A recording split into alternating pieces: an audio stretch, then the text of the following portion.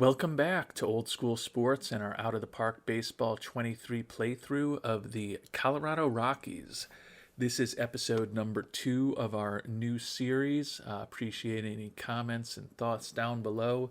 Appreciate if you like the videos, subscribe to the channel, and help us bring you more of this scintillating content. In our last episode, which was our first episode of this series, we literally did not move off of the first day of our tenure as general manager for the Rockies. But we do promise to do that today. Since the last episode, have dug in on several things. We have made offers for all of the openings across our organization. Also have fired a few minor league managers and other coaches in the minors, and we will essentially be firing our major league pitching coach, scouting director, and trainer if the offers outstanding to replace those people are accepted. And the other thing we've done is we went through our pending minor league free agents.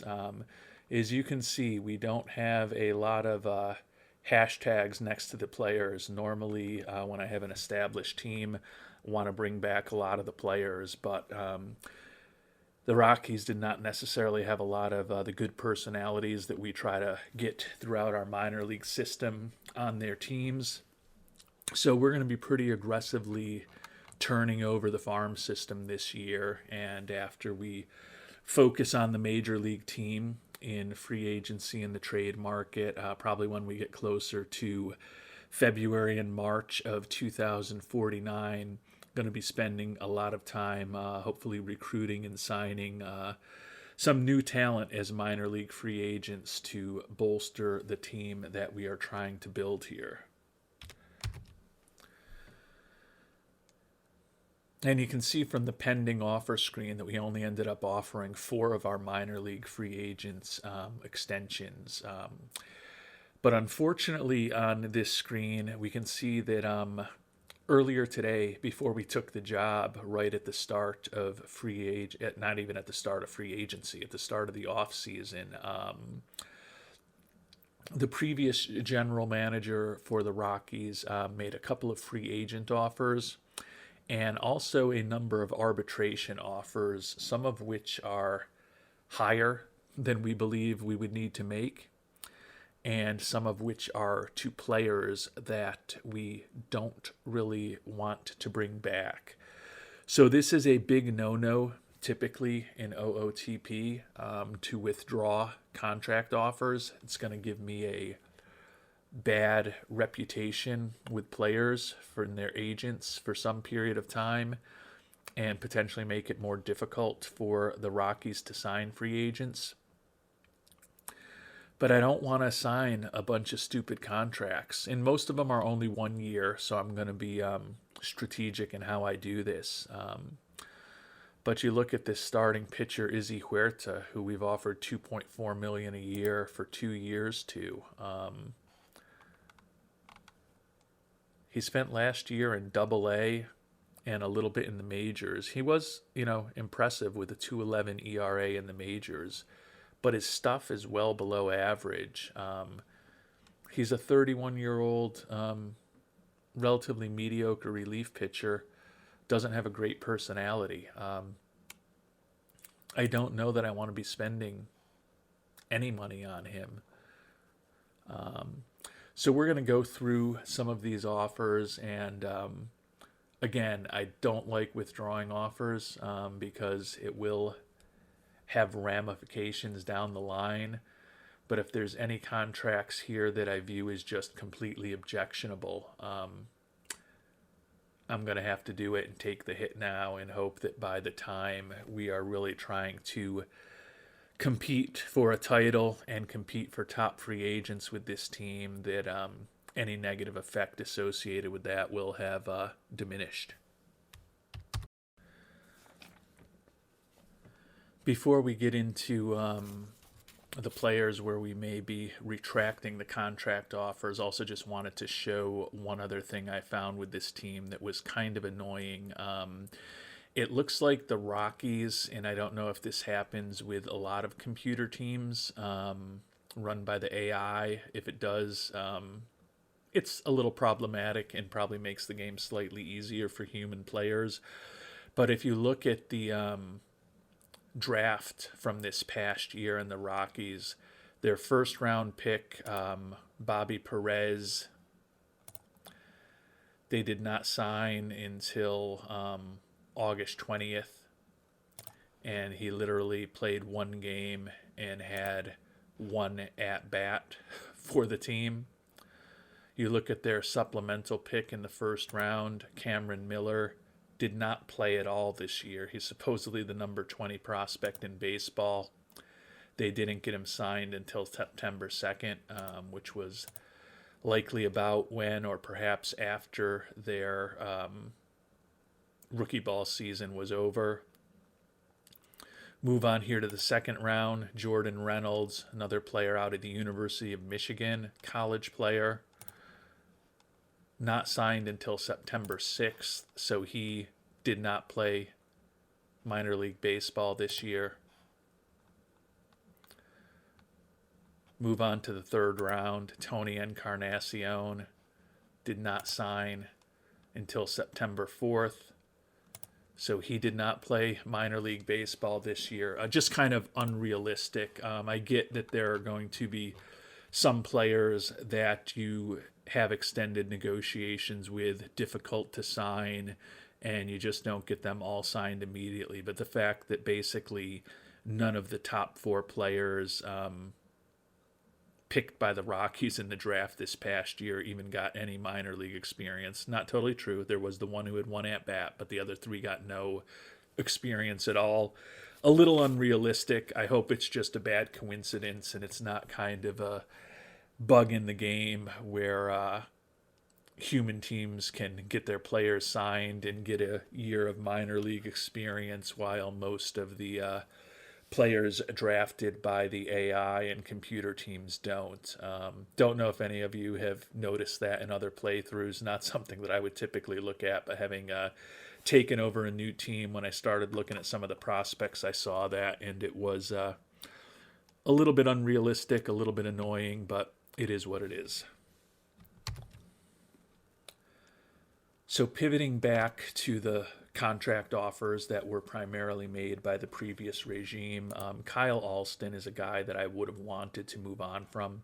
He is an Iron Man and he's got a good personality, but that 35 movement in Colorado for a guy who only throws in the mid-90s, even though he is a ground ball pitcher, is going to result in an insane amount of home runs allowed, I believe. His arbitration number was also estimated at $1.9 million. I wasn't going to make an offer to him at all. The AI offered him $2.16 million. Given that he is very popular, we'll overpay him for 1 year and bring him back.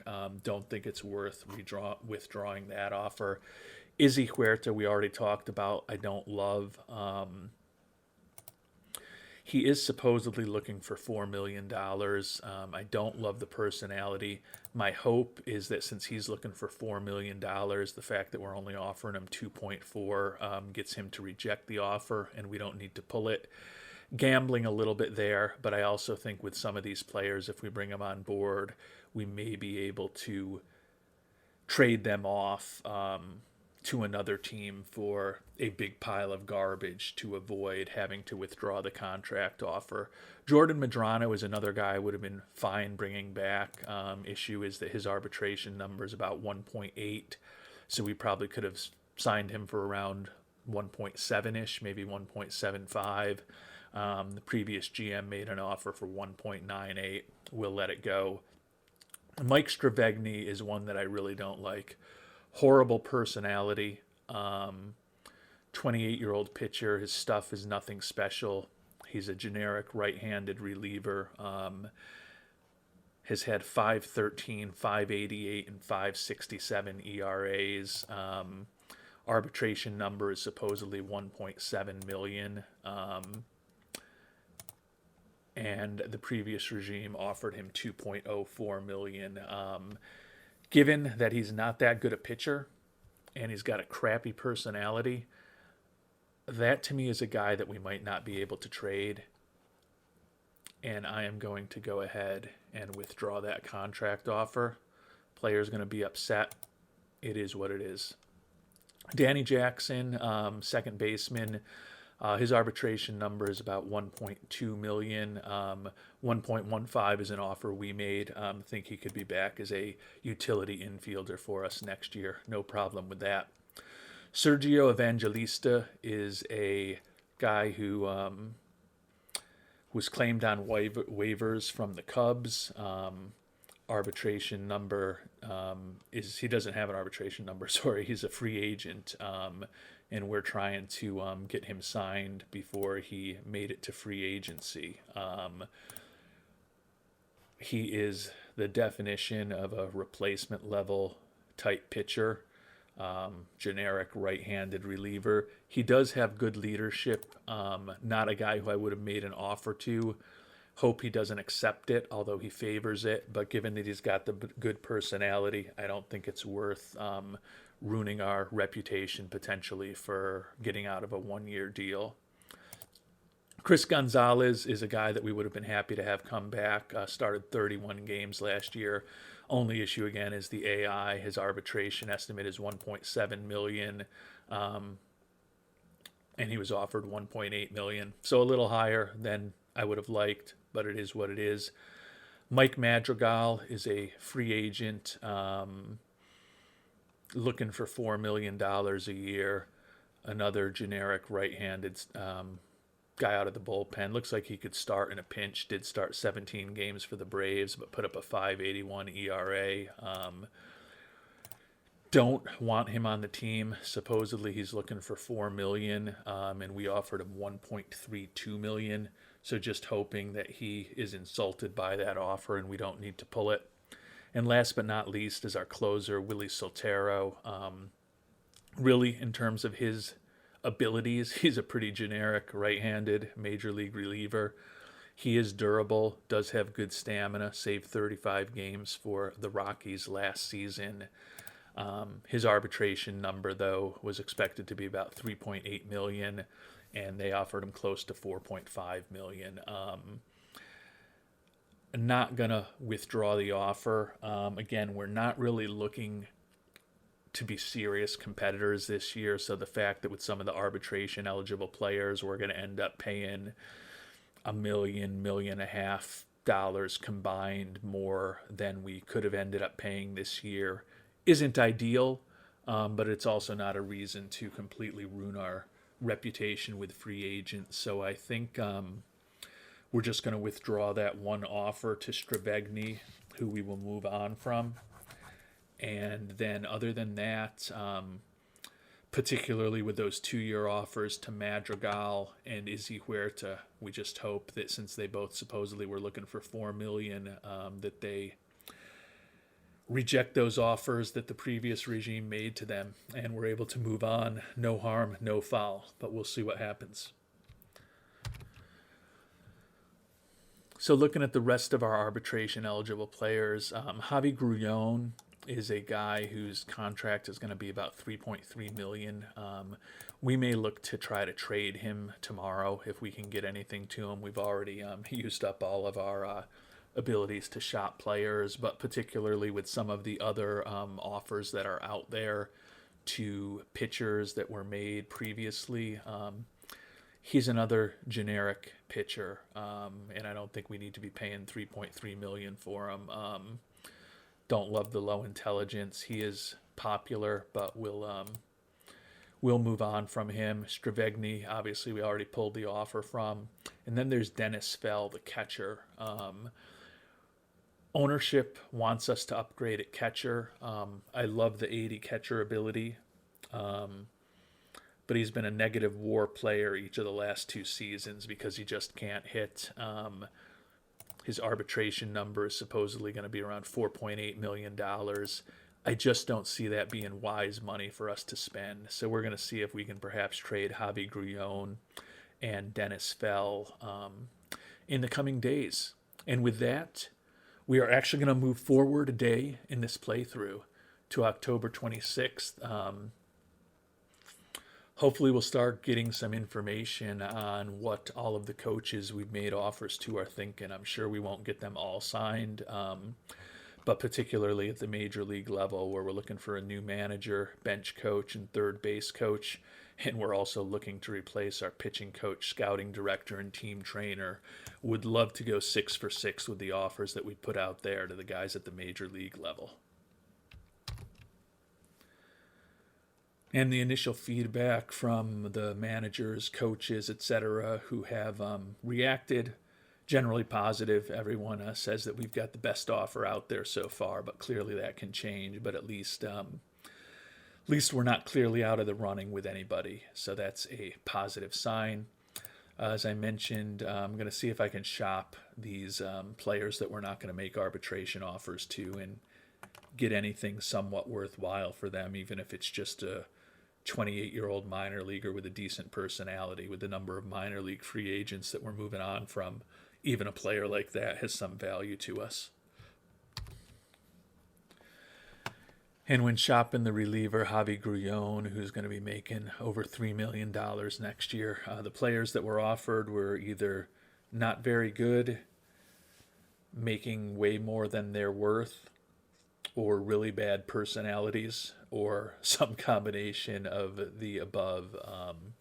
So with Grullon, we are just actually going to go and make a 0 offer to him, and he will head to free agency. We'll check in on Dennis Fell, the catcher, also. I'm guessing it's going to be a somewhat similar situation where a guy making close to $5 million who can't hit at the major league level, even though he's great defensively, probably isn't going to attract much interest. And you can see even less there. Mario Rodriguez from the Rays, the only guy offered, pitcher with horrible control, who is signed for $7.8 million a year for each of the next 2 seasons. So that's not a deal that we want to make. So Dennis Fell, similarly, we are going to not make him an offer in arbitration, and we are going to move on from Mr. Fell this offseason also. The positive thing about those moves is that it will end up opening up a little bit more money for us down the line. Probably not going to be putting it into players as much as hopefully putting it to enhance our scouting and development budgets even further. And the other thing that we're going to do here is go in and check out a lot of these players who are on minimum major league contracts, figure out whether we want them or not. Could look to trade them, or could also just look to release them, or waive and DFA them to actually get them to the minors and get them off of that major league contract. But that's an opportunity for us to open up a little more money to spend on players who may be more in line with the long-term vision that we're going to be building here in Colorado. And we've traded away or released a few of those guys who were on the 40-man roster that just weren't in our long-term plans. You can see that's definitely opened up a little bit more money for us. So making some positive moves to start cleaning up the periphery of this roster.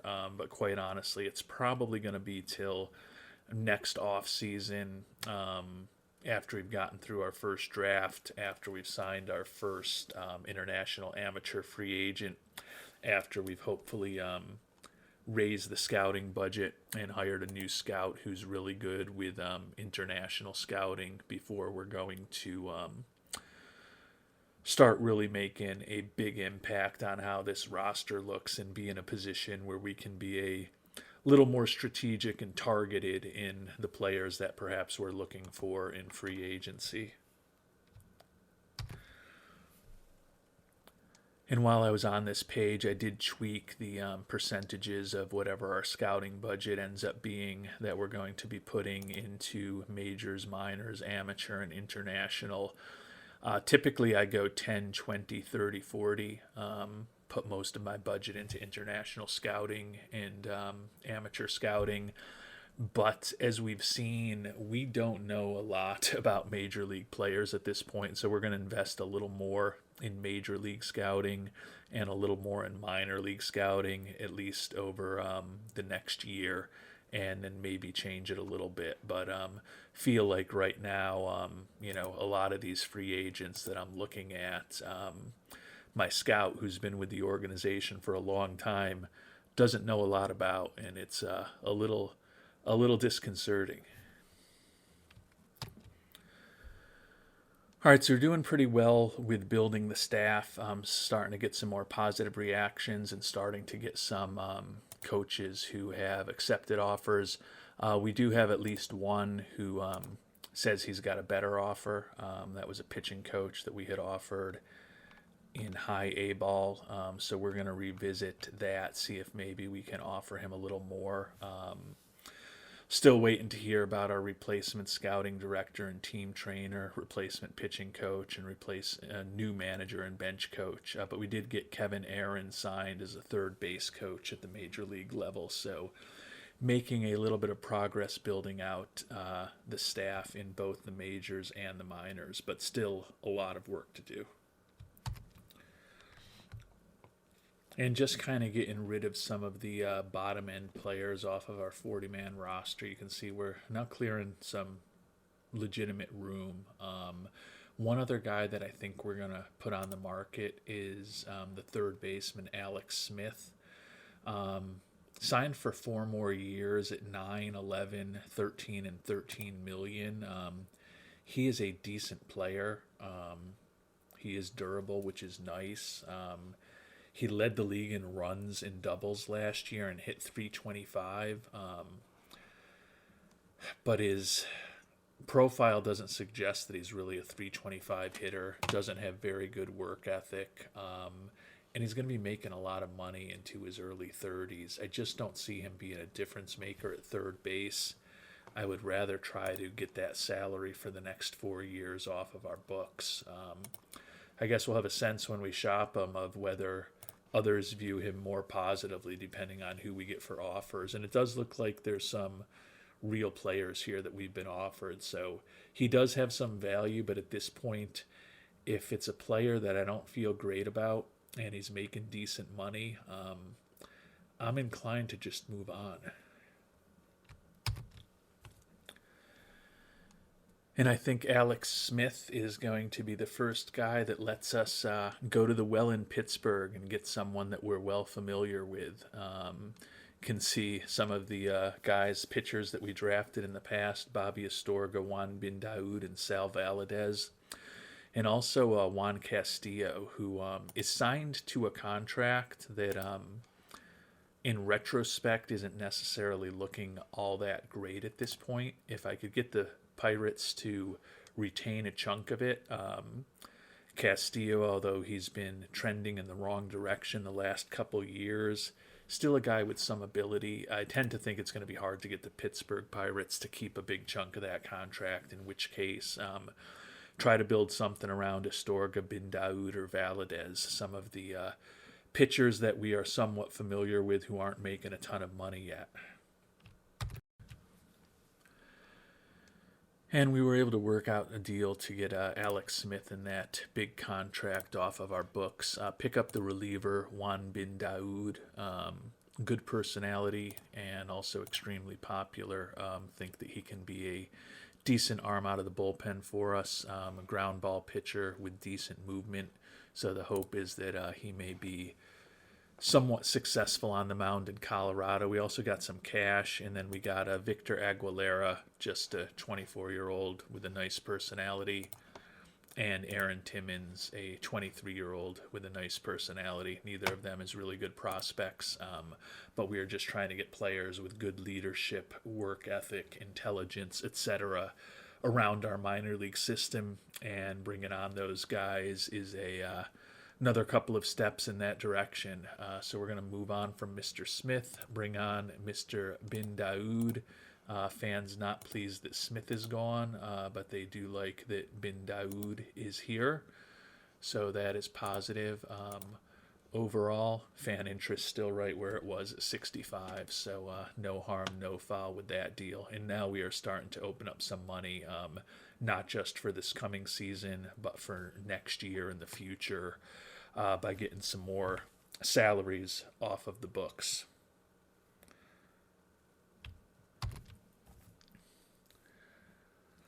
And the next guys that I'm going to try to move on from are relief pitcher Dong Ki Choi, who can also be a starter, was a starter for Colorado for the last 3 years.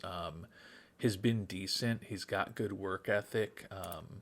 He's well known in terms of his popularity. The issue is he's going to be making $7.3 million a year.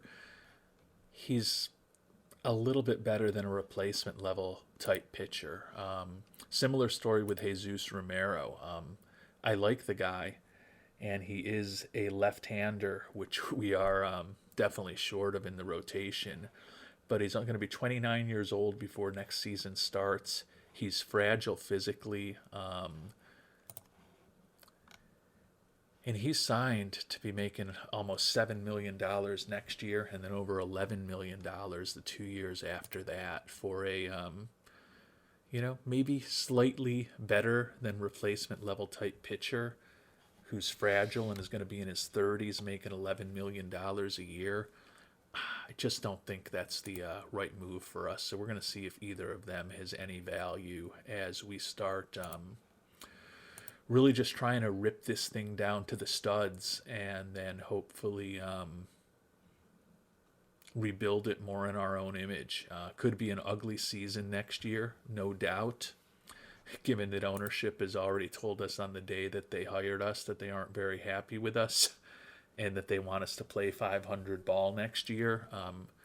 Could be a poor decision to approach things the way that we are right now, but if I'm going to rebuild this, I want to try to do it the right way, but I also want to get the rebuild going as quickly as possible. And I think we've got our first potential blockbuster together, at least by virtue of the Rockies. We're going to trade Dong Ki Choi, the reliever that we talked about, who actually could start also. Good solid pitcher. Going to be making a little over $7 million a year for the next 3 years. Greg Pacheco, second baseman, not much of a prospect. Edwin Perez, right fielder with a bad personality, was a player that was picked in the third round a couple years ago.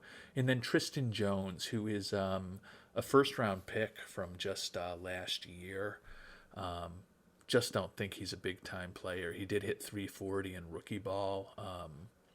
Looks like he could have slightly above average contact and home run power, but not a lot of speed, not that good defensively. Definitely the player that will miss the most. But we can pick up catcher Victor Gonzalez from the Rays, and you'll remember we just decided that we weren't going to offer our starting catcher Fell anything in arbitration. So we need a catcher, and also catcher has been a position identified by ownership is something that they want us to improve. And bringing on Victor Gonzalez, who's making about $21 million a year. So even with them keeping 70% of his contract, we're going to be on the hook for $6.5-ish million a year. But he's a better than average defensive catcher with a little bit of a bat, including decent home run power.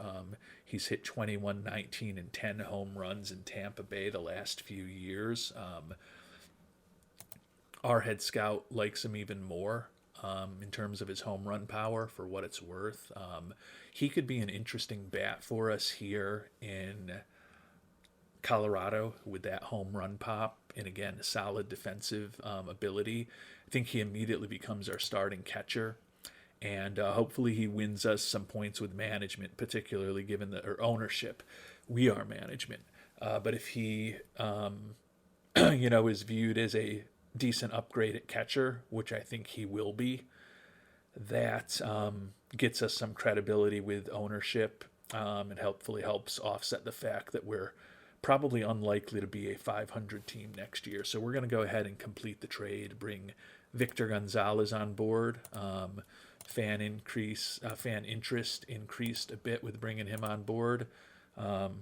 It's like 5 points. So that's more than a little bit.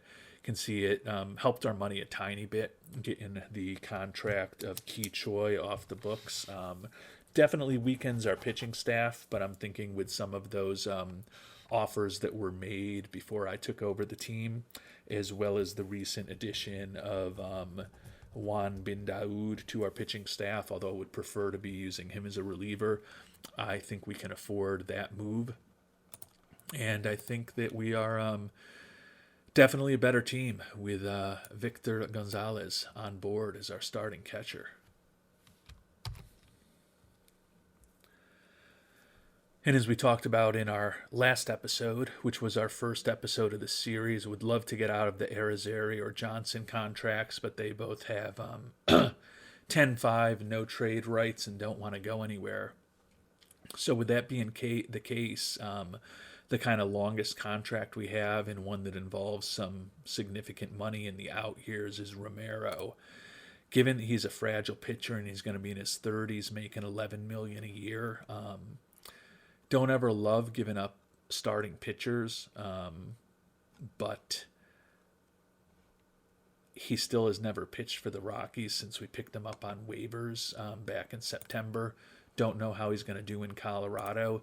If we can get out from that contract, I think it would be a very good thing. But we'll have to move to tomorrow. We've, again, shopped enough players that we'll move on to the next day, October 28th, and see how we're doing signing people. Manager, we made an offer to at the major league level, interested. Scouting director Alex Delgado interested. Signed Josh Smith. Abel Rosa got signed. Gunnar Mayer is the pitching coach that keeps looking for more money. And team trainer Ozzie Cedillo is signed. So that's really big. Obviously, we want to get Delgado on board, but Ozzie Cedillo lets us fire our old team trainer. And we're definitely making some progress with the coaching staff here in Colorado. And unfortunately, my instincts on Jesus Romero were correct. Nobody's offering us anything for him. So that was a really poor luck that Colorado picked him up right before the end of the season. Literally could have been no games left in the season by the 23rd. I forget what the actual timing of last year was, but picked him up off of waivers, and now we're responsible for $7 million next year and a little over 11 the 2 years after that.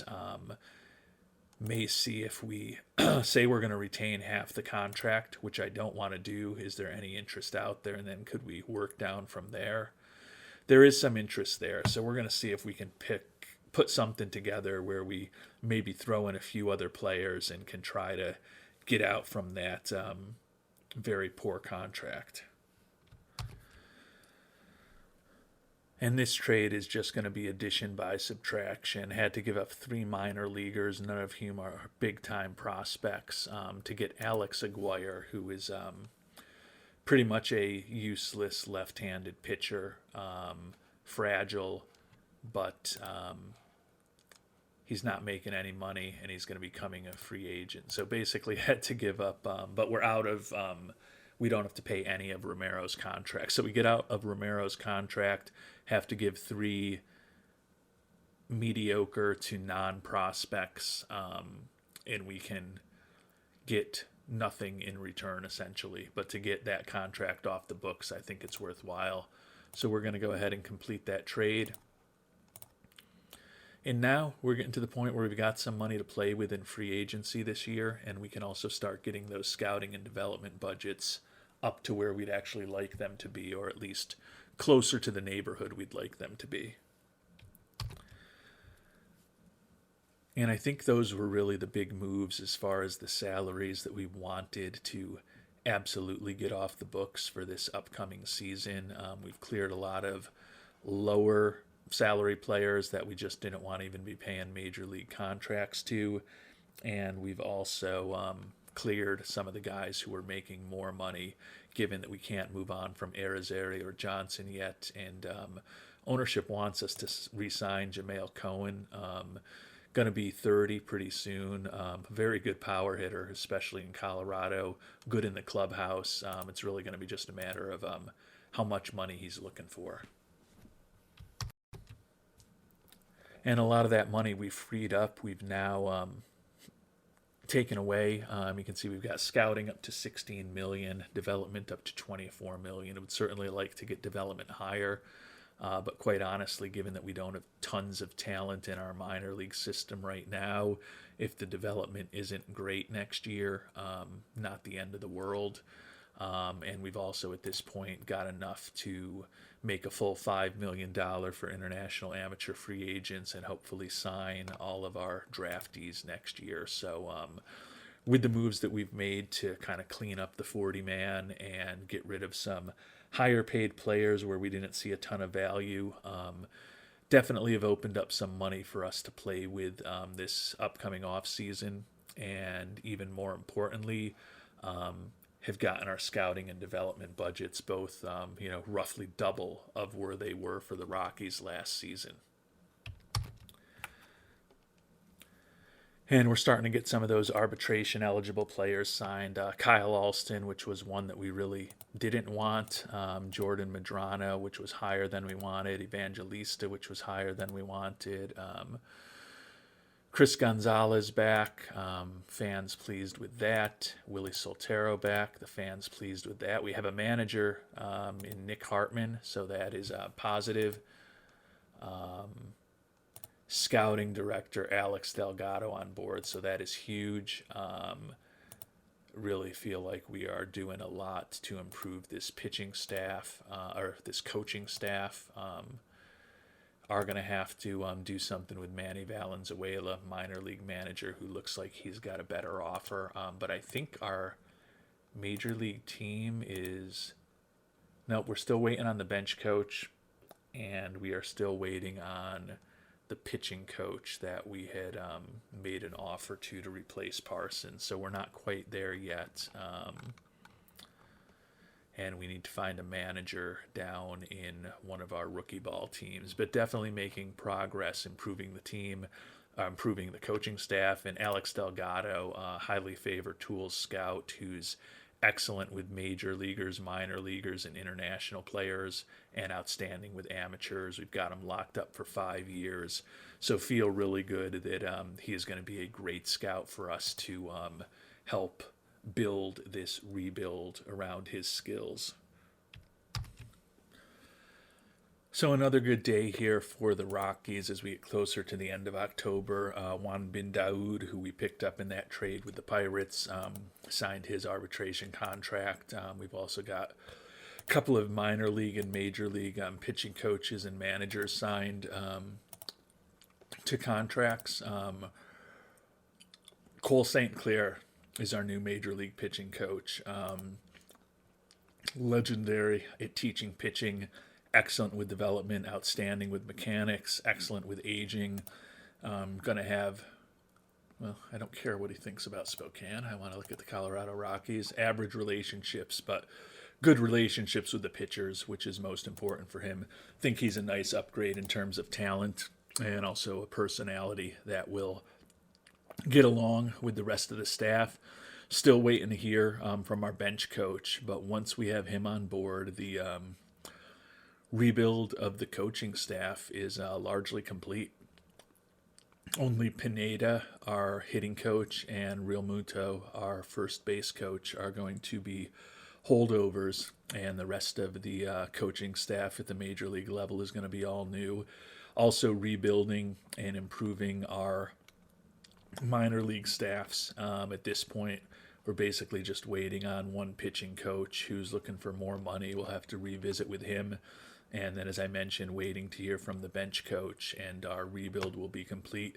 Really like Nick Hartman, our new manager, guy who managed the Mariners from 2030 to 2036, made the playoffs in 5 out of 7 years, but then he got fired early in 2036 when they got off to a slow start.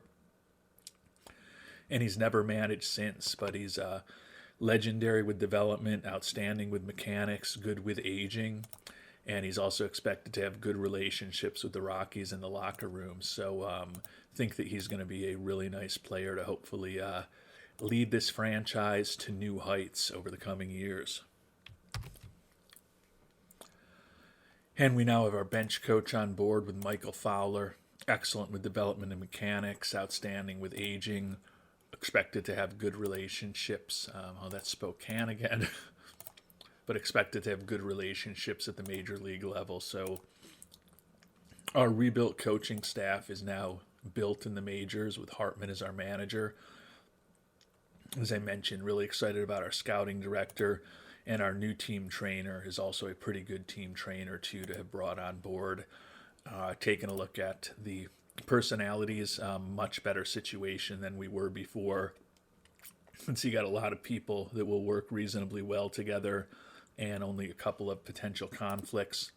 And we're also now in a situation where with bringing Aaron's on board as our third base coach, Fowler as our bench coach, and retaining Real Muto, have a lot of excellent coaching for our players at the major league level also. So I think we've got an excellent coaching staff and should have some better team cohesion as these guys get to know each other better. Should have some positive interaction there. So really like the staff that we have built at this point. Right now, thinking about personnel, still trying to get a pitching coach signed for our high A ball team. But other than that, we are all set. And then as far as salary arbitration, we've heard back from everybody. Gruyan, Stravegny, and Fell are the only players we haven't heard from, and that's because we're not making any offers to them, couldn't really get anything for them in trade, and we're going to be moving on from all of those players in a few weeks when we get past arbitration. And we've decided to try to tap the Pirates again. Made an offer to pitching coach Anton Kuznetsov, who was in the DSL with Pittsburgh. Going to offer him that high A ball coaching spot on our team and our organization. So that would be a promotion for him. So we'll see whether or not the Pirates try to promote him or match or do something to keep him around. Also getting into award season, Dennis Fell, who we're moving on from catcher, won a Gold Glove this year. Going to be checking in on the Pittsburgh players also as we get through award season here, since that is still a roster and a team that I am much more familiar with than the Rockies at this point, given that have only been GM here in Colorado for about a week now. Kind of funny award season here. Third baseman Alex Smith of the Rockies won a Silver Slugger, as did designated hitter Tony McDonald. If you've been following closely, you know that we traded both of those players away, believing that they were going to be making too much money next year. So couple of Silver Sluggers for guys who are no longer in the Rockies organization.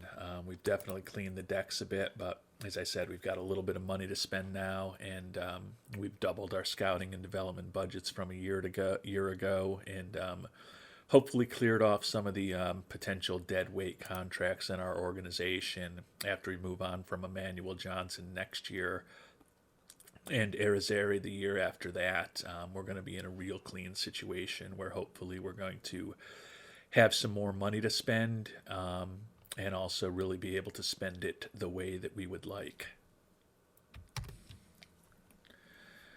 And we did get the young pitching coach, I guess he's not that young, the 50-year-old pitching coach Anton Kuznetsov signed. You can see he had been with Pittsburgh for most of the past decade. We never promoted him out of DSL.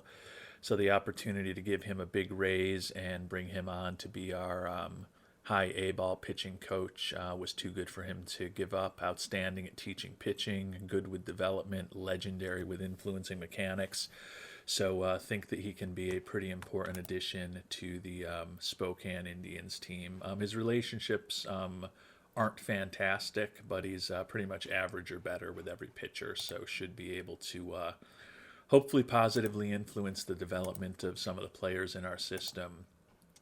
And that, I believe, gives us a complete coaching staff here. So we made a lot of progress over the first couple weeks of rebuilding this coaching staff, improving it, and hopefully bringing in a scout who's going to be real helpful to us. But he's got a lot of work to get to know the major leagues. We took a quick look at the upcoming free agents, and his scouting accuracy on everybody is basically very low. So we had him start scouting some of the potentially higher ranked players, but we're certainly not going to have a full picture of everyone in the majors in the next couple of weeks. But hopefully, with some diligence and a bigger scouting budget, we'll have a much better view of the potential players to improve our team over the next year or two. So we'll take a look at the big award winners. The Cy Young Award in the NL went to Alex Mills of the Red Sox, 19-3 record. We faced him in the World Series. We ended up losing when we were the Pittsburgh Pirates general manager. On San Diego, Savion Smither. Hello, Smithers. 19-6 record, 2.77 ERA for the 26-year-old, so he had an excellent season. No Rockies or Pirates with any votes there. AL MVP, Eddie Farley of the Detroit Tigers, center fielder, 293, 45, 114. On base percentage close to 400, slugging percentage close to 600. NL MVP, Jesus Alcocer of the Cincinnati Reds, 34-year-old. That's kind of old for a MVP, but he had a great year, 285, 46, and 142 ribbies. Alex Smith, who we moved on from here in Colorado, got some votes. Tony McDonald, who we moved on from here in Colorado, got some votes. And Lupe Zelaya of the Pirates and Arturo Arellano on our old team did get some votes for National League MVP. So we've made it to the beginning of free agency, which means we've made it pretty much to the end of this episode. Some familiar names, Xavier Rabb, who we had picked up for the Pirates last year from the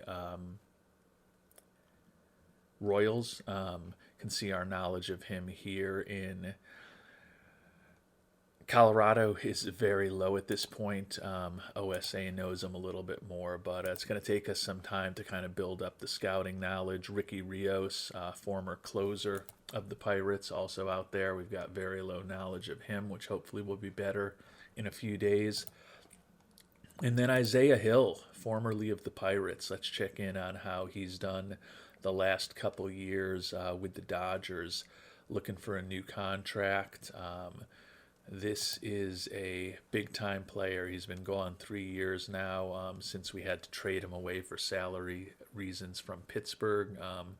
Still continuing on his Hall of Fame type track.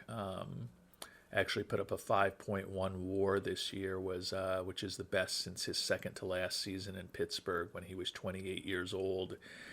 This is a guy who won MVP and Rookie of the Year as a rookie, joining Fred Lynn and Ichiro as the players who earned that distinct honor, and well on his way to Cooperstown and what he did in Pittsburgh. And I believe this next year he had an opt-out year at $40 million, so it looks like he's looking for more long-term security from somebody, because I think he could have made more money than that this coming season. But probably not a guy who's going to be in the mix for the Colorado Rockies, unfortunately, but you never know.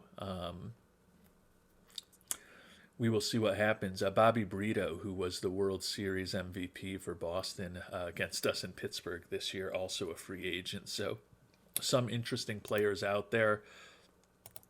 Problem on our end here in Colorado is that our scout doesn't know a lot about these players yet. And we do have about $17 million now at this point with the way salaries have evolved since we've officially moved to the next contract year. And we've got tons of money for extensions now because two big contracts, Emmanuel Johnson and Jamal Cohen, if we don't re-sign him, are going to be off the books next season in 2050. Now that with free agents here, we've moved to 2049 for financial reasons. So we've got some money to spend. I don't think we're going to go crazy spending it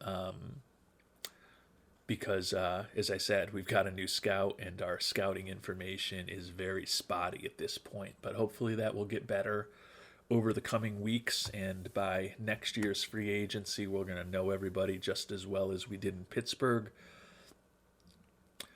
We're also going to know our team better than we do right now. And we're going to know what holes we have to fill better and hopefully have a little bit more of a strategy for building a pitching staff that can thrive in Colorado. So we still have a lot of work ahead of us, but pleased with the coaching staff that we've built. Pleased that potentially we're going to have an upgrade at catcher with the trade that we made. Still got to figure out whether or not we want to re-sign Jamal Cohen. I'm sure he's looking for some pretty big money. $17 million a year for 8 years. It would make ownership happy, and he's good in the clubhouse, and he's a good power hitter. I don't know that we want to be locking him up to his late 30s, though. So we're going to have some interesting decisions to make when we get into our next episode, just like we always do. Until then, thank you so much for watching, and hope you have a great day.